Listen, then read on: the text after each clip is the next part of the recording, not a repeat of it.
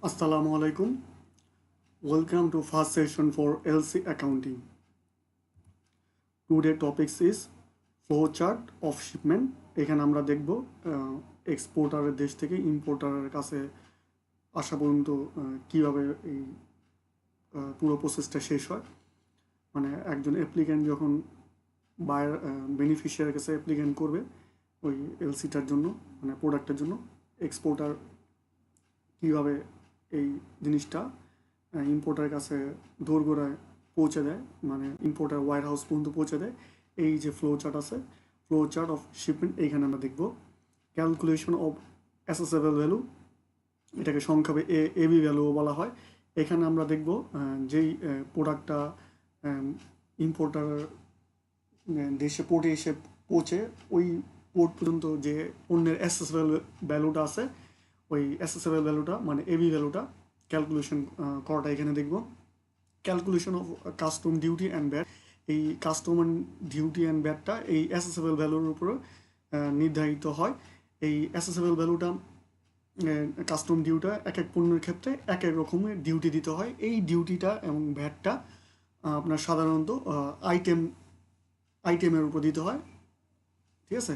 আরেকটা কস্ট আছে, এটা গ্লোবাল ট্যাক্সও বলা হয়। ওই ট্যাক্সটা কি সকল পণ্যের ক্ষেত্রেই সাধারণত এক হয়ে থাকে। আর কাস্টম ডিউটি অ্যান্ড ভ্যাটটা যেই পণ্যটা আমরা আনবো, এটা হইতে পারে প্যাকেজিং, এটা হইতে পারে ম্যাটেরিয়াল, এটা হইতে পারে ক্যাপিটাল মেশিনারি, ওই পণ্যের উপর প্রোডাক্টের উপর বেস করেই কী হয়, কাস্টম ডিউটি অ্যান্ড ভ্যাটটা দিতে হয়। এটার কাস্টম অথরিটি এটার পার্সেন্টেজটা কী করে নির্ধারণ করে থাকে। এটার একটা কাস্টম অথরিটির একটা বই আছে, এইচএস কোড ও বলা হয়। এইচএস কোড অনুযায়ী ওই পার্সেন্টেজটা নির্ধারিত হয়। আর কন্টেন্ট অফ এলসি এক্সপেন্সের এখানে আমরা দেখব এলসিতে একটা এলসি খুলতে গেলে সাধারণত কী কী ধরনের খরচ হয়, ওই এখানে ইম্পোর্টার কি দিতে হয় এই খরচগুলা। এই কন্টেন্ট অফ এলসি এক্সপেন্সে এখানে দেখবো, শুধু কন্টেন্টগুলো দেখবো, এক্সপেন্সের কন্টেন্টগুলো কী সাধারণত হয়। কন্টেন্ট অফ সিএনএফ এজেন্ট বিল, একটা আমরা যেই পণ্যটা আমাদের ওয়্যার হাউসে আসে, ঠিক আছে, ওই এটা কোথা থেকে আমরা পাই, যখন পোর্টে আসে মানে ল্যান্ড হয়, এই পুরো প্রক্রিয়াটা আমার পোর্ট থেকে শুরু করে আমাদের ওয়্যার হাউস পর্যন্ত যেই এক্সপেন্সটা হয়, এটা সাধারণত সিএনএফ এজেন্ট দ্বারা আমরা এই পুরো প্রক্রিয়ারমেন্টটা করি। এই সিএনএফ একটা বিল দেয়, ওই সিএনএফ বিলে কী কী কন্টেন্ট থাকতে পারে এখানে আমরা দেখব, ঠিক আছে। এই হচ্ছে টুডেস টপিকস ওভারভিউ। এখন আমরা যে ফার্স্টে বলেছিলাম যে শিপমেন্টটা কীভাবে আমাদের হয় আর কি, এক্সপোর্টারের দেশ থেকে ইম্পোর্টার ওয়্যার হাউস পর্যন্ত যেই প্রক্রিয়াটা কীভাবে হয় এটা আমরা দেখব। সাধারণত এই পুরো প্রক্রিয়াটা আমরা এর আগের ভিডিওতে দেখিয়েছিলাম। ইনকোটাম 11টা ইনকোটাম, ওই এই 11টা ইনকোটামের মধ্যে যে কোনো একটা ইনকোটাম আমরা ইউজ করে এই শিপমেন্টটা করি, ঠিক আছে। ইম্পোর্টার দেশ থেকে আসবে, যে কোনো একটা ইনকোটাম আমরা মেনেই এটা করতে হবে। আমাদের দেশে সাধারণত এফওবি ইনকোটামটা বেশি ব্যবহার হয়। এফওবিটা কি, ফ্রেট অন বোর্ড। এই চুক্তিতে কি হয়, এক্সপোর্টার তার পণ্যটা জাহাজে তুলে তার দায়িত্ব শেষ হয়ে যায়।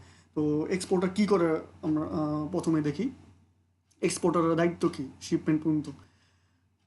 Product keep on exporter warehouse, সাধারণত কী করে, এক্সপোর্টার যে পণ্যটা ইম্পোর্টার কাছে পাঠাবে তার ওয়্যার হাউসে সেই পণ্যটা কি রাখে, ঠিক আছে। এই ওয়্যার হাউসে রাখারও কিছু খরচ আছে, এই খরচগুলো কে বহন করে, এক্সপোর্টারই বহন করে। ওয়্যার হাউসে রাখার খরচ, তারপর রেইন খরচ, ওয়্যার হাউসে রেইন খরচ, লেবার চার্জ, প্যাকেজিং খরচ, এই সকলগুলা keep on exporter warehouse এই আন্ডারে হয়, ঠিক আছে। প্রথমে কী করলো এক্সপোর্টার, তার পণ্যটা প্রপার মেনটেনেন্স করে তার ওয়্যার হাউসে রাখার পরে তারপরে যেই দিন এটা সে শিপমেন্টের জন্য তার ওয়্যার হাউসে বের করবে, তখন কি করে, লেবার দ্বারা কী করে এই পণ্যগুলা লেবারে ট্রাকে কী করে লোড করে, লোডিং টু ট্রাক। এই লোড করতে কী খরচ হয়, এক্সপোর্টারের লেবার কস্ট, মানে এই পণ্যটা কী করলো থেকে ট্রাকে বা ভ্যানে, যেটাই হোক, যে প্রসেসই হোক, সে এটা কি ট্রাকে লোড করলো, তো এটার জন্য তার লেবার কস্ট দিতে হয়। তারপর কি করলো, ট্রান্সপোর্ট টু শিপ, এইখানে এফওবিতে তো বলে আছে সে কি করবে, এফওবি ইনকোটাম অনুযায়ী তার পণ্যটাকে শিপে সে লোড করবে, ঠিক আছে, ট্রান্সফার টু শিপ। এই শিপে যে ট্রান্সফার করলো, কী দ্বারা করলো, ট্রাক দ্বারা করলো, ওই ট্রাকের ভাড়াটাকে তাকে দিতে হবে, তাহলে এটা কী বলে, ফ্রেট ফরওয়ার্ড, ঠিক আছে। ট্রাক থেকে শিপে পণ্যটা কী করলো, আনলোড করলো ট্রাক থেকে শিপে, তারপর কী করে আনলোড করলো, আনলোডিং টু শিপ। এই এইটার কী খরচ হয়, লেবার চার্জও হয়, এই লেবার চার্জও তাকে দিতে হয়।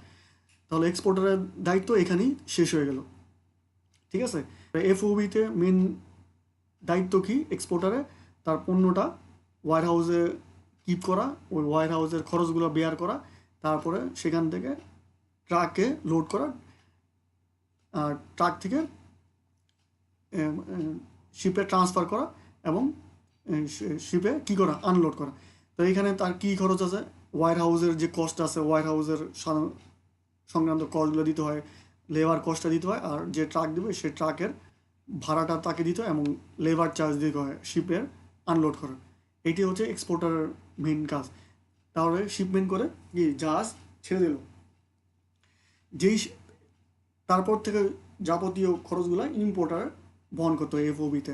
দেখেন কীভাবে হয়, ইম্পোর্টার কী করলো, ফ্রেইট বা রেইন চার্জ, এক্সপোর্টার কী করলো, এই যে জাহাজ আসলো ওটাকে জাহাজীকরণ করে দিল, কিন্তু সেই জাহাজের ভাড়াটা কার দিতে হলো, ইম্পোর্টারে দিতে হয়, ফ্রেইট রেইন চার্জ। যেই জাহাজে আসলো সেই সংক্রান্ত যে পণ্যটা ঢাকা পর্যন্ত আসবে, বা যে পোর্ট পর্যন্ত আসবে, চিরাং পোর্ট বা কমলাপুর পোর্ট পর্যন্ত আসবে, সেখানে পণ্যটার ইন্স্যুরেন্স কস্ট কাভারেজের একটা বিষয় থাকে, ইন্স্যুরেন্স কাভারেজটা ইম্পোর্টারে করতে হয়, ইন্স্যুরেন্স। তারপরে এই পণ্যটা কী করতে হয়, আনলোড করতে হয় অন পোর্ট, ঠিক আছে, এটার লোডিং চার্জও ইম্পোর্টারে বহন করতে হয়। দেন ইম্পোর্টার কী করে, ইম্পোর্টারকে একটা কাস্টম অ্যাসেসমেন্ট এর জন্য আসে, যে আপনার পণ্যটা আসছে, আপনি এটার ডিউটিটা দিয়ে যান।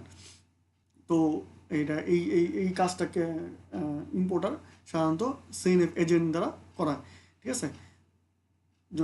যখন কাস্টম ট্যারিফ ভ্যাট দিল, তখন তাকে একটা কি বিল অফ এন্ট্রি দিল, ঠিক আছে। এই বিল অফ এন্ট্রিটাকে আমরা পরে দেখাবো। এই সিএনএফ এজেন্ট দ্বারা ইম্পোর্টার কী করলো, তার পণ্যটা ওই তার পোর্ট থেকে বা কাস্টম থেকে ছাড়িয়ে নিল। প্রথমে ফার্স্টে কি অ্যাসেসমেন্ট নোটিশ পাঠায় যে আপনার আসছে, এটা ট্যারিফ বা ভ্যাটটা দিয়ে যান, তখন কাস্টম অথরিটি কী করে একটা বিল দেয়, বিল অফ এন্ট্রি, ঠিক আছে। এই পুরো কাজটা কে করে, সিএনএফ এজেন্ট করে, ঠিক আছে। তারও একটা চার্জ আছে, ঠিক আছে, এটাকে সিএনএফ বিল বলা হয়। তারপর সিএনএফ এজেন্ট কী করে, ওই তারপর ইম্পোর্টার পণ্যটা ট্রাকে লোডিং করে, ঠিক আছে। এই লোডিংয়ের কী আছে, লেবার চার্জ আছে, ট্রাকে যখন লোড করবে বা ভ্যানে যে পণ্যটা ভ্যানে লোড করবে তার একটা লেবার চার্জ আছে, এই লেবার চার্জও ইম্পোর্টারে দিতে হয়। তারপরে এটা ঢাকায় আসলো, ট্রান্সফার টু ঢাকা, তো কীভাবে আসলো, ট্রাকের মাধ্যমে বা ভ্যানের মাধ্যমে আসলো, এই ফ্রেট ভাড়াটাও কী করতে হয়, ইম্পোর্টারে বহন করতে হয়। তারপরে এই পণ্যটা তার ট্রাক থেকে তার ওয়্যার হাউসে নিতে হয়, unloading truck two wire house. এই ওয়্যার হাউসে আনলোডিং করার জন্য তার একটা লেবার চার্জ আছে, এই লেবার চার্জও ইম্পোর্টারে দিতে হয়। দেখেন এই পুরো প্রক্রিয়াটা আমি আবার বলছি, প্রথমে এক্সপোর্টার থেকে ট্রাকে এটা লোড করে, তারপর ট্রাকে শিপমেন্ট করে, তারপর ট্রাক থেকে নামায়, ঠিক আছে, আনলোড করে শিপে, ঠিক আছে। এই খরচগুলো এক্সপোর্টার দেয়। তারপরে এই যে এক্সপোর্টার যেই শিপমেন্ট করলো, এই শিপের ফ্রেট চার্জটা কী করে, ইম্পোর্টার দেয়, কিন্তু এই রেইনটা মানে জাহাজেরটা রেডি করে দেয় এক্সপোর্টার, কিন্তু ভাড়াটা দিতে হয় ইম্পোর্টারের। এবং এর যে পণ্যটা আসবে পথে কোনো বিনষ্ট বা ক্ষতি হলে যে ইন্স্যুরেন্স কাভারেজটা, ইন্স্যুরেন্সও করতে হয়, ইম্পোর্টারের মানে বায়ারের। তারপরে এখান থেকে পণ্যটা যখন পোর্টে আসে এই আনলোডিং চার্জও ইম্পোর্টারে দিতে হয়। দেন কী করে কাস্টম অথরিটির মাধ্যমে ট্যারিফ প্লাস ভ্যাট দিয়ে বিল অফ এন্ট্রির মাধ্যমে এই পণ্যটা সিএনএফ এজেন্ট দ্বারা এখান থেকে ছাড়করণের ব্যবস্থা করে এবং এই পণ্যটা তখন ট্রাকে উঠায় এবং লেবার চার্জ এবং ফ্রেট চার্জটাও ইম্পোর্টারে দিতে হয়। তারপরে যখন ওয়ার হাউসে আসে তখন এটা ট্রাক থেকে আনলোডিং করে সেটা লেবার চার্জও ইম্পোর্টারে দিতে হয়। এই টোটাল একটা হচ্ছে প্রসেস, এক্সপোর্টারের দেশ থেকে ইম্পোর্টারের ওয়ার হাউস পর্যন্ত এটি একটা প্রসেস। দেন এখানে কি বলা আছে দেখি, হাউ টু ক্যালকুলেট অ্যাসেসেবল ভ্যালু। এই অ্যাসেসেবল ভ্যালুটা কীভাবে নির্ণয় করতে হয়, এটা হচ্ছে যে ল্যান্ডেড ইম্পোর্টারের দেশে ইম্পোর্টারের কাছে যে পণ্যটা আসলো এই পণ্যটার কস্ট কত, ঠিক আছে, এটার উপর নির্ভর করে যে প্রোডাক্টের কত প্রাইস হলো বা সে কি লাভ করতে পারবে কি না, এটার উপরে নির্ভর করে। এইটা সাধারণত কীভাবে করে, সিএনএফ ভ্যালু মানে কস্ট অ্যান্ড ফ্রেড ভ্যালু। এইখানে শুধু কি আছে, প্রোডাক্টের কস্ট প্লাস ফ্রেডটা, ঠিক আছে, তার দেশে যা আসলো ওইটার সাথে কি পণ্যের কস্ট এবং ফ্রেডটা থাকে, total invoice value into exchange rate. এটা এখানে 22 দেওয়ার অর্থ হচ্ছে 22 আর 23 দেওয়ার অর্থ হচ্ছে বিল অফ এন্ট্রির 22 নম্বর হেড আর 23 নম্বর হেডে এটা থাকে, ঠিক আছে। তো ইনভয়েস ভ্যালু কত মনে করেন 50,000 ইউএস ডলার, আর এক্সচেঞ্জ রেট ওই দিনের এক্সচেঞ্জেস মনে করেন ইউএস ডলারে 83 টাকা 50 পয়সা। তো এটা বিডিটিতে হয়ে গেল 61,75,000 টাকা, যে পণ্যটা আমরা ইন্ডিয়া থেকে বা চায়না থেকে আনবো।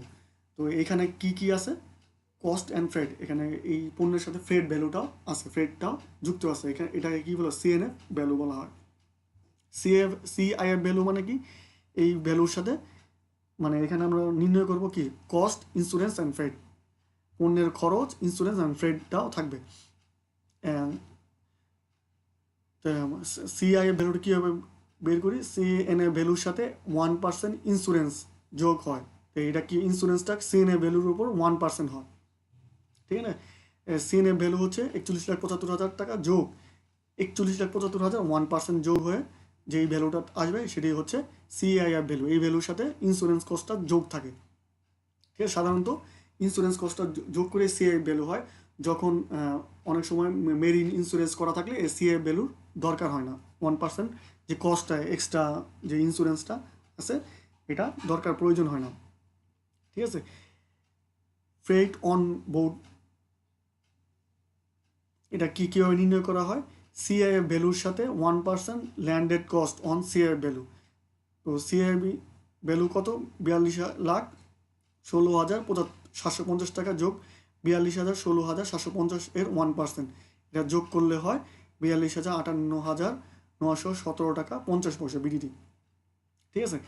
তো সিএনএফ ভ্যালুটা কি, কস্ট ভ্যালু ইন্টু ওই দিনের কি ডলারের রেটটা যুক্ত হয়ে সিএনএফ ভ্যালুটা হয়, তার সাথে 1% ইন্স্যুরেন্স অ্যাড করলে হয় সিএএফ ভ্যালু। ওই CNF value plus 1% insurance of CNF value, ঠিক আছে। তারপরে এফও ভ্যালুটা কি, ওই সিএএফ ভ্যালুর সাথে 1% CAF value, 1% landed cost, 1% landed cost of CAF value. তারপরে এবি ভ্যালু মানে অ্যাসেসেবল ভ্যালুটা কীভাবে হয়, এফওবি ভ্যালুর সাথে ইন্টু, এটার সাথে কিন্তু যোগ নেই, ইন্টু অ্যাডজাস্টমেন্ট পার্সেন্ট অফ, ঠিক আছে, অ্যাডজাস্টমেন্ট পার্সেন্ট। যখন আপনার পণ্যটা পোর্টে আসে অনেক সময় কি হয়, ওই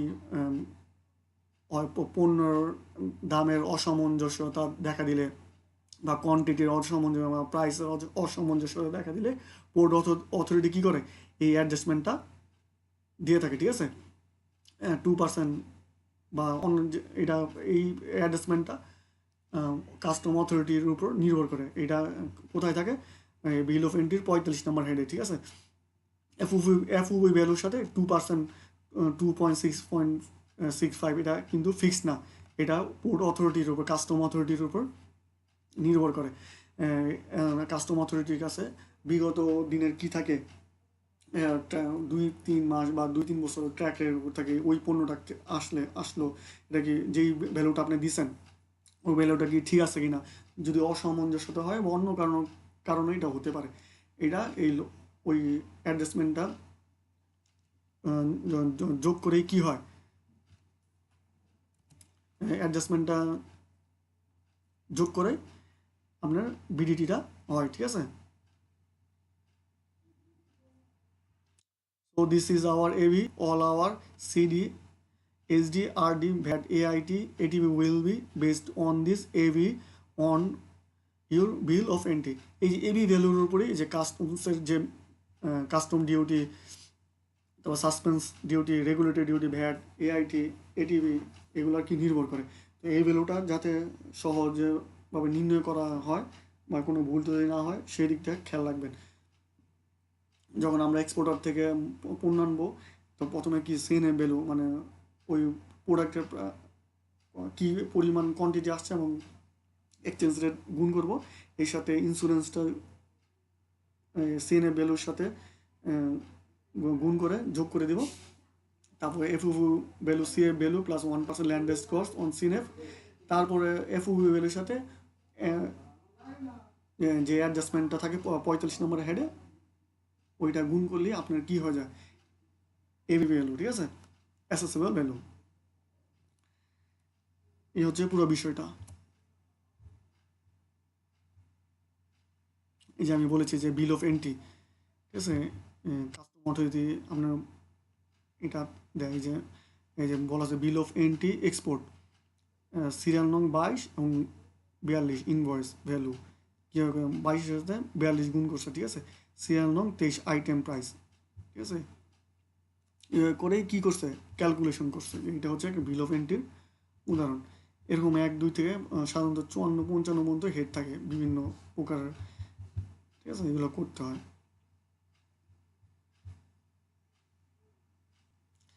এই স্লাইডে দেখব how to calculation custom duty and VAT on item.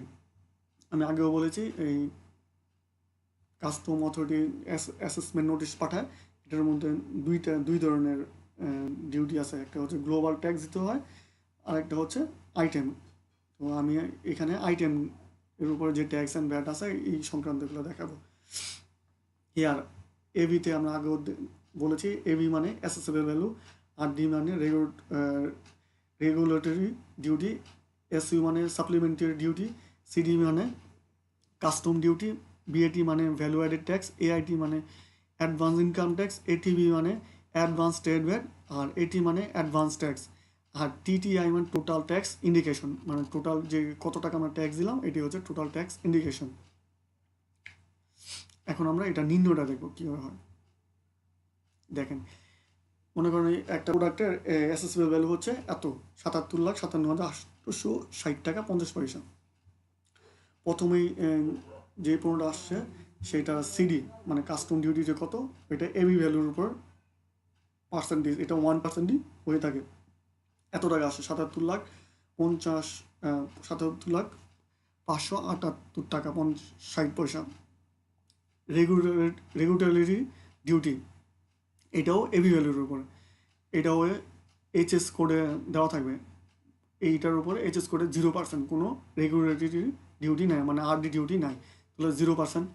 SD duty কীভাবে নির্ণয় করা হয়, এবি এই যে প্লাস সিডি, যে সিডিতে কত আসছে 77,578 টাকা, আরডি 0, ঠিক আছে, এইটার যোগ করে যা আসে এবি যে 77,57,860 প্লাস 77,578 যোগ 0, এই যে এবি সিডি আরডি এটার উপর 0%, তাহলে 0 টাকা যদি থাকে তাহলে ওই পার্সেন্টের উপর এই টাকাটা আসছে।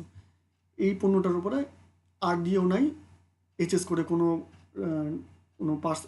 ভ্যাট দিতে হয় না, ডিউটি দিতে হয় না, এসডি ডিউটিও দিতে হয় না, তারপরে কি ভ্যাটও দিতে হয় না, ঠিক আছে। কিন্তু যদি দিতে হতো তাহলে কীভাবে করতাম, AB assessable value plus CD, এই যে সিডি এত প্লাস আরডি থাকতো এত, আর যদি এসডি থাকতো এত, যোগ করে এত পার্সেন্ট। ভ্যাটও দিতে হয় না, ভ্যাটটাও এক্সামটেড। ঠিক আছে, আপনাদের বোঝানোর সুবিধার্থে আমি এগুলোর প্রত্যেকটা সূত্র সহ পার্সেন্টেজ আকারে এটা বুঝিয়ে দিয়েছি। ঠিক আছে, কিন্তু এটার এআইটি দিতে হয়। এআইটি কত? 5%। এআইটিটা কোন ভ্যালুর উপরে? এবি ভ্যালুর উপরে। এবি ভ্যালু কত? ৭৭,৫৭,৮৬০। এটার 5% আসে ৩,৮৭,৮39 টাকা 0 পয়সা। এআইটি মানে অ্যাডভান্স ইন্টারেস্ট ট্যাক্স। ঠিক আছে, আর এটি মানে অ্যাডভান্স ট্যাক্স। অ্যাডভান্স ট্যাক্সটা কীভাবে দিতে হয়? AB plus CD plus RD plus SD. AB কত? যে এত টাকা, ৭৭,৫৭,৮৬০। সিডি হলো এত, ৫৭,৫৭৮। RD 0, SDO 0। এই টোটাল টাকার উপর 5% আসে ৩,৯১,৭৭১ টাকা ৯৬ পয়সা। আর অ্যাডভান্স স্টেট ব্যাট কত? 0%। এইচএস কোডের 0% আছে, সে তো দিত না। কিন্তু টোটাল টাকাটা কত হতো যদি অন্য পণ্যের ক্ষেত্রে হতো? ১,৪,৪,৪৭,৭৭৪ টাকা ৫০ পয়সা। AB CD RD SD into 1.3335। ঠিক আছে, এই টোটাল টাকার সাথে এইটা গুণ করে যেই টাকা হয় এটা হচ্ছে এত টাকা। এটার উপর 0%। এই যে প্রোডাক্টটা আছে, এই প্রোডাক্ট অন্য পণ্যের ক্ষেত্রে থাকতে পারে, এইচএস কোডে যেটা থাকতো ওটাই দিতাম। টোটাল যোগ করলে হয় ৮,৫৭,২৪৩ টাকা ৫৯ পয়সা। ঠিক আছে, বুঝতে পেরেছেন ইনশাল্লাহ এবি ভ্যালুর উপর কীভাবে কাস্টম ডিউটিটা দিতে হয়। এই ডিউটি টাকাটা কে বেয়ার করে? সাধারণত অ্যাসেসমেন্ট নোটিশ যখন আসে, এটা সিনেভ এজেন্টে এই পেমেন্টটা করে। ঠিক আছে, অ্যাসেসমেন্ট নোটিশটা আসে সাধারণত ইসের কাছে, আপনার অ্যাপ্লিক্যান্টের কাছে। অ্যাপ্লিক্যান্ট এটা সিনেভ এজেন্টকে দেয়, তারপরে এটা সিনেভ এজেন্ট পেমেন্টটা করে দেয়। তারপরে ইম্পোর্টার ওই সিনেভ এজেন্টের যে বিল আছে ওই বিলের মাধ্যমে এইটার অ্যাডজাস্টমেন্টটা করে। ঠিক আছে, তো আমি বলি সিডি এবি ভ্যালুর উপর দিতে হয়, আরডি এবি ভ্যালুর উপর দিতে হয়। ঠিক আছে, সিডিটা এবি প্লাস সিডি প্লাস আরডির উপর দিতে হয়। ভ্যাটটা AB plus CD plus RD plus এসডির উপর দিতে হয়। এআইটিটা এবির উপর দিতে হয়। এটিটা AB plus CD plus RD plus এসডির উপর দিতে হয়। আর এটিভিটা AB plus CD plus RD plus SD into 1.334 এর উপর দিতে হয়। আর এই এইচএস পার্সেন্টেজগুলো আপনি দেখেন 1%, 0%, এইগুলো কাস্টম ডিউটির অথরিটির একটা বুক আছে বা একটা শিডিউল আছে, ওই শিডিউলে আপনার পাবেন, ওই শিডিউল অনুযায়ী হবে। এটা পণ্য টু পণ্য ভেরি করবে। ঠিক আছে, র মেটেরিয়ালের জন্য একরকম, ক্যাপিটাল মেশিনের জন্য একরকম। ঠিক আছে, বিলাসবহুল পণ্যের ক্ষেত্রে এক এক রকম এইচএস কোডে, ওই অনুযায়ী এইটা হবে। সকল ক্ষেত্রে কি এসডি আরডি বা ভ্যাট এআইটি এগুলো দিতে হয় না। ঠিক আছে, এই জিনিসটা সুন্দর মতন ক্যালকুলেশন করতে হয়। সাধারণত এটা তো কাস্টম অথরিটি আসে, ওরাই করে, কিন্তু আপনাদের বোঝানোর সুবিধার্থে এটা আপনি দেখালাম।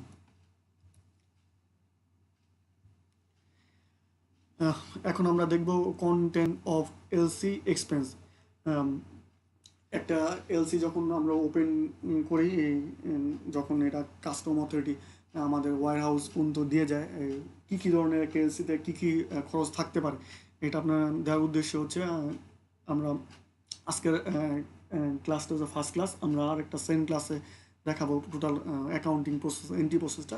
তো ওই ক্লাসে যাতে সুবিধা হয়, আপনাদের বোঝানোর সুবিধার জন্য আজকে একটা এলসি খুলতে কী কী এক্সপেন্স বা খরচগুলো হয় এগুলো দেখাবো এই স্লাইডের মাধ্যমে। ডকুমেন্টেশন এক্সপেন্স, অনেক প্রকারের ডকুমেন্টেশনের প্রয়োজন হয়, তার জন্য এক্সপেন্স হয়। তারপর দ্বিতীয় হচ্ছে প্রোডাক্ট প্রাইস, প্রোডাক্টের প্রাইসের জন্য যে খরচটা হয় সেটা, যে প্রোডাক্ট আমরা আনবো ওইটার খরচ। শিপমেন্ট রেন্ট এক্সপেন্স মানে ফ্রেইটের যে ভাড়াটা, ওই খরচটা দিতে হয়। ঠিক আছে, এফওবিতে হলে এটা দিতে হয়। ঠিক আছে, এটা আপনার শিপমেন্ট যে কেরিয়ার খরচটা আপনার ইনকোটাম অনুযায়ী ভেরি করবে। ঠিক আছে, ইনকোটামে কী বলা আছে, কোন ইনকোটাম অনুযায়ী আনবেন। আমি যেহেতু এফওবি বললাম, সেই জন্য শিপমেন্ট রেন্টটা এখানে বেশি। ঠিক আছে, সি গ্রুপের যে ইনকামগুলো আছে সেখানে স্যালারি, এই জাহাজের ভাড়াটা বিয়ার করে, ঠিক আছে। তারপর কী কী দিতে হয়, LC Swift charge, LC form charge, ঠিক আছে, এলসি যে ফর্ম আছে সেই ফর্মের চার্জ, এলসি যদি অ্যামেন্ডমেন্ট করেছে অ্যামেন্ডমেন্টের চার্জ, ইন্টারেস্ট অন লোন, যদি এলটিআর ব্যবহার করেন সেই লোন ইউজ করেন সেই লোনের জন্য খরচ, ঠিক আছে। এই লোনের খরচটা সাধারণত এখানে দেখানো হয় না, এটা ফাইন্যান্সিয়াল কস্ট হিসাবে দেখায়, ঠিক আছে। এলসি কমিশন, এলসি কমিশনটা 2.25 or 20%, এটা ভ্যারি করে সিএনএফ এজেন্টের এবং বাইরের উপর এলসি কমিশনটা কত দেবে, ঠিক আছে। এটার উপরে অনেক সচেষ্ট হতে হয় ইম্পোর্টারকে, ঠিক আছে। এলসি কমিশন কত দেবে, থার্ড পার্টি ইন্সপেকশন, যদি থার্ড পার্টি দ্বারা কোনো ইন্সপেকশনের করিয়ে থাকে, যখন ইম্পোর্টার যখন ল্যান্ড করে পোর্টে, এটা যদি কোনো থার্ড পার্টি ইন্সপেকশন করে থাকে সেটা খরচটা দিতে হয়, টেস্টিং খরচটা দিতে হয়, কাস্টম ট্যারিফ কাস্টম অথরিটি দিতে হয়, পোর্ট অথরিটি চার্জ এটা দিতে হয়, সিএনএফ এজেন্ট কমিশন দিতে হয়, ঠিক আছে। লোডিং আনলোডিং চার্জ, লেবার, কোনোটা যে লেবারের চার্জ লোডিং অ্যান্ড আনলোডিং করলো সেই চার্জটা দিতে হয়, ইনল্যান্ড ট্রান্সপোর্ট, যে ট্রান্সপোর্টের ট্রাকে করে আনলো এই ট্রাকের খরচটা দিতে হয়, ঠিক আছে। Cost if preparation to legal authority, যদি কোনো লিগ্যাল অথরিটি মানে প্রোডাক্ট আনার আগে যদি কোনো কস্ট লিগ্যাল অথরিটির মাধ্যমে কোনো ইন্সপেকশন বা পারমিশনের প্রয়োজন হয় সেটার কস্টও দিতে হয়। যে পণ্যটা আনবে ওই পণ্যটা কোনো থার্ড পার্টির কোনো পারমিশন লাগে তাহলে ওই পারমিশনের জন্য কস্ট যদি দেওয়া লাগে সেটা দিতে হয়। পোর্ট অফ ইনল্যান্ড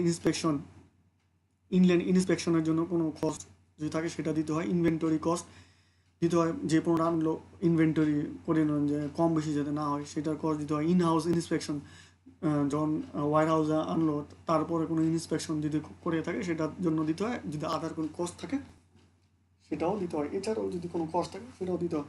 এটাই হচ্ছে টোটাল একটা এলসির এক্সপেন্স। এই ধরনের খরচগুলোই সাধারণত ইম্পোর্টার একটা এলসি খুলতে গেলে দেয়। এখানে আমরা কি দেখব, ফর সিএনএফ বিল, একটা সিএনএফ বিলে কি কি থাকে এটা এখানে আনার উদ্দেশ্য হচ্ছে আমরা নেক্সট ক্লাসে তো পুরো ইনটেপ প্রসেসটা দেখবো। এখানে একটা সিএনএফ এজেন্টের মাধ্যমে যেহেতু পুরো প্রোডাক্টটা যখন ল্যান্ড করে পোর্টে তখন সিএনএফ এজেন্টই আমাদের ওয়ার হাউস পর্যন্ত এনে দেয়, তার যে পুরো কী কী খরচ থাকতে পারে সেই বিলের মধ্যে পরিচিত হওয়ার জন্য এই কন্টেন্টটা আপনাদের এখানে দিয়েছি।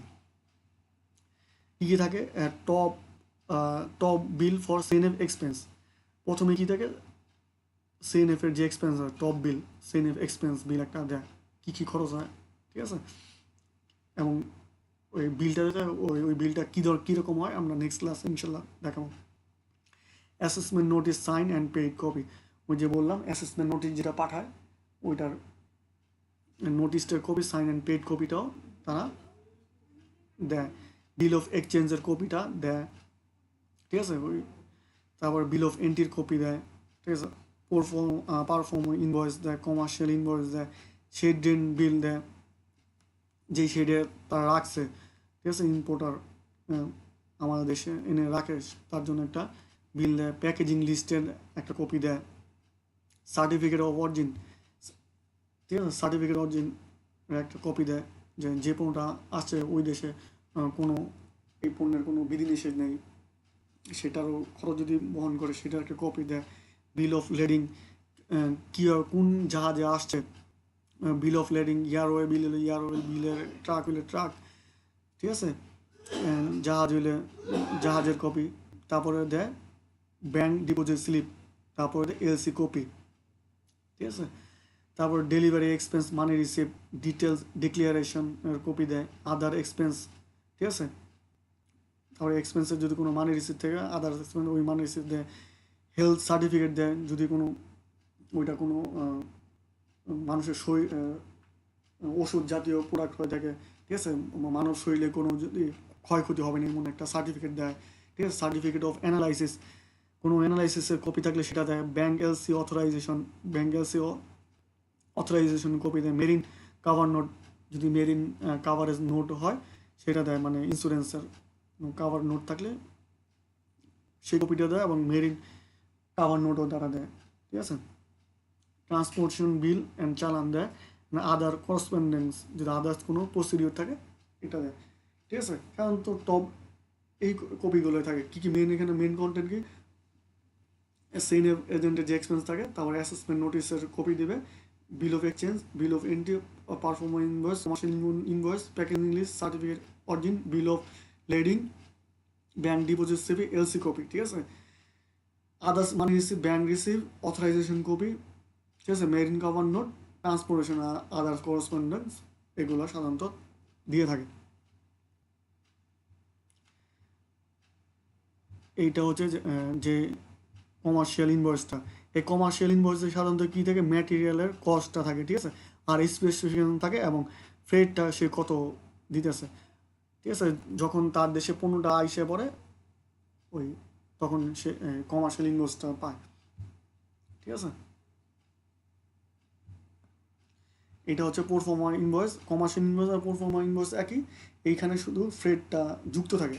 ফ্রেটটা কত হবে এটা থাকে না। এই দেখেন আমি দেখাচ্ছি, এই দেখেন ফ্রেট চার্জ, টোটাল অ্যামাউন্ট একই, ঠিক আছে। আর এখানে টোটাল যেটা আছে, কিন্তু ফ্রেট চার্জের কোনো বিষয় না।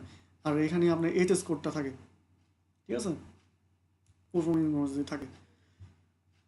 এ হচ্ছে টোটাল আজকের বিষয়টা, কীভাবে এক্সপোর্টার দেশটা আমার দেশে আসলো, পুরো প্রসিডিওরটা।